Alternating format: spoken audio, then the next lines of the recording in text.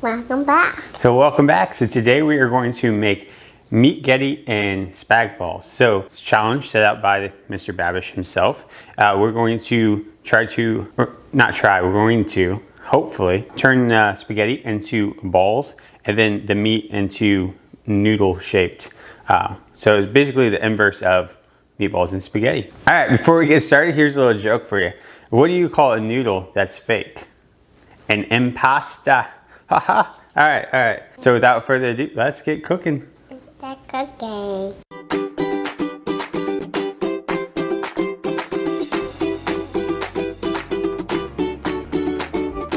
So to start, what we're going to do is we're going to take about half a pound of meat, throw it into a food processor along with 2 eggs.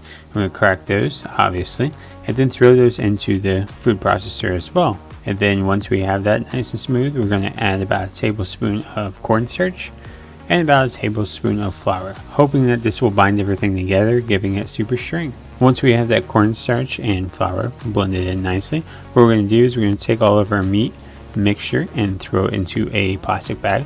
We're going to cut off the tip and then pipe this out onto a cooking tray.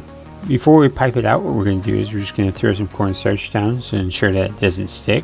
And as I do this, she's going to throw some cornstarch on top in between the layers so that they don't stick together. So after the first pass, we have nothing but a giant heap of meat with cornstarch. Doesn't look pleasant.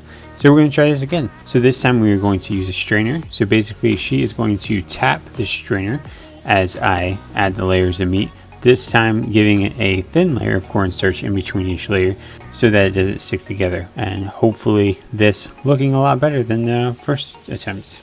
And obviously it doesn't. So we're just going to throw this in the oven at 350 degrees for about 20-25 minutes or until the meat itself has reached an internal temperature of 160 degrees Fahrenheit. Then what we're going to do is we're going to go ahead and start the sauce. So we are going to chop up 1 medium onion. We're going to saute this guy so it's nice and translucent and you get some nice browning on that onion. So once you have those onions nice and translucent and a little bit brown on the outside edges, what we're going to do is we're going to add 15 ounces of diced tomatoes, 20 ounces of tomato sauce, and 6 ounces of tomato paste.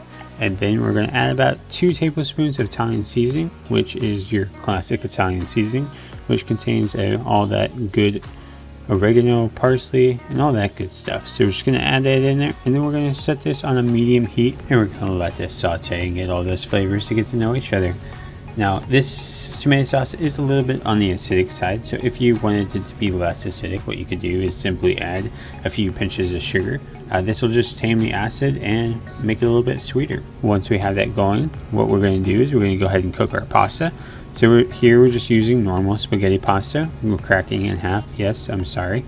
But in this case, we don't want our noodles too long because then it'll just make it hard to make the actual noodle balls themselves. So we're going to crack these in half and boil them until they're soft. Basically, your normal standard cooking of spaghetti. And then once we have those noodles soft, we're going to strain them and then throw them into a bowl.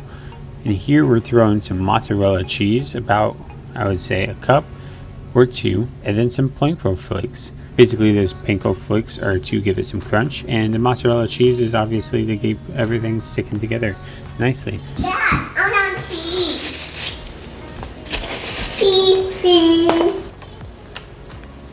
Let's try to stir this with our hands. Oh, that is hot. Highly recommend you just use a spoon and stir this up very nicely. So once you have that all mixed up nicely, what we're going to do is we're going to take out some of this pasta and form little balls in our hands. Put them onto the plate and prepare them for frying.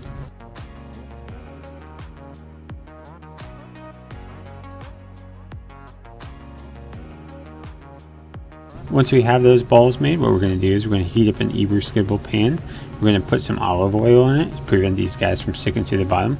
And then we're just going to drop these guys into the pan. We're going to flip these guys every once in a while. Make sure not to flip them too early, otherwise they're going to stick to the bottom.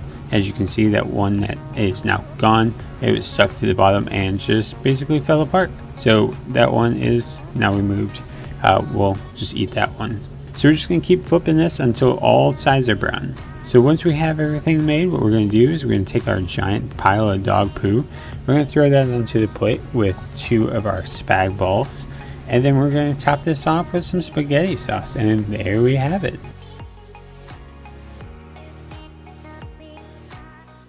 All right, so there we have it. There we have our Meat-Ghetti and Spag-Balls. So without further ado, let's get taste testing. You want to taste? I think it tastes really good. Nice crunchy outside, but it's actually cooked on the inside too. I agree. I think it's absolutely delicious.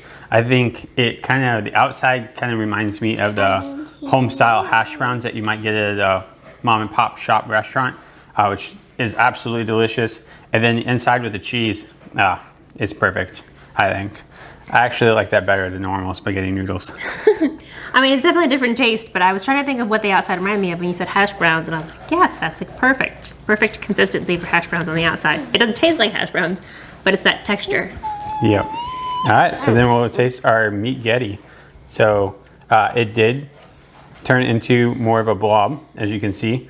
It does kind of pull apart like noodles, but it also looks like a giant pile of poop. So, you know.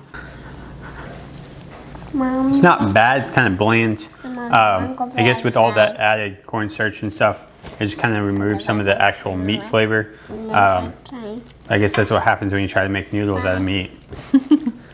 Yeah, I mean, it's just kind of like almost like a starchy meatloaf in a way, but the sauce redeems it, that's for sure. But it's not noodle-like. I would agree. Nothing.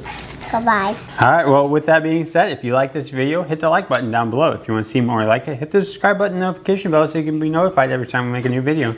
Until next time, we'll see you later. Bye bye. Who does that part?